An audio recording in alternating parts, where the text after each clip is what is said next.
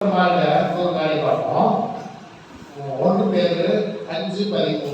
இது உங்களுக்கு தெரிந்த காரியம், இருந்தாலும் மற்றவர்களை தெரிந்து கொள்ள வேண்டும் என்பதற்காக இதை நம்ம இந்த காணொலியில் மற்றவங்களுக்கு தெரியப்படுத்துகிறோம்.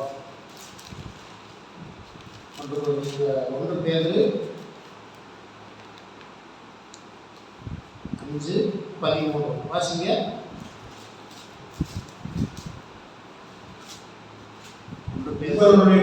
உங்களுடனே கூட தெரிந்து கொள்ளப்பட்டிருக்கிற பாபிலோனில் உள்ள சபையும் என் குமாரனாகிய மார்க்கும் உங்களுக்கு வாழ்த்துதல் சொல்லுகிறார்கள். ஆகவே பிரியமானவர்களே, அப்போஸ்தலனாகிய பேதுருவுக்கு ஒரு குமாரன் இருந்தார் என்பதை இந்த வேத வசனம் ஊர்ஜிதப்படுத்துகிறது. இது எத்தனை பேருக்கு தெரியும் என்று எனக்கு தெரியல. ஆகவே அப்போஸ்தலனாகிய பேதுருவுக்கு குமாரன் ஒருவர் இருந்தார் என்பதை இந்த வேத வசனம் உறுதிப்படுத்துகிறது. அவர் பேரு மார்க். ஆனா இந்த காரியங்களை எல்லாம்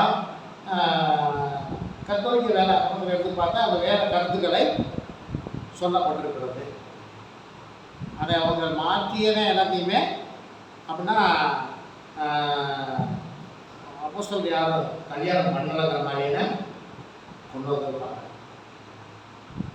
ஆனால் வேதவசனம் என்ன சொல்லுது? இதை இங்கிலீஷில் போய் பார்த்தாலும் அங்கே சன் ஆஃப் பீட்டர் அப்படிங்கிற வார்த்தை அனுபவம். ஆகவே பேதுருவுக்கு ஒரு குமாரன் இருந்தார் என்பதை இந்த வேதவசனம் ஒரு உண்மையாக வேதாகமத்தில் நம்ம அறியாத நிறைய காரியங்கள் வேதாகமத்தில் ஏன்னா நம்ம அப்படியே வாசிச்சுட்டு போயிருவோம்.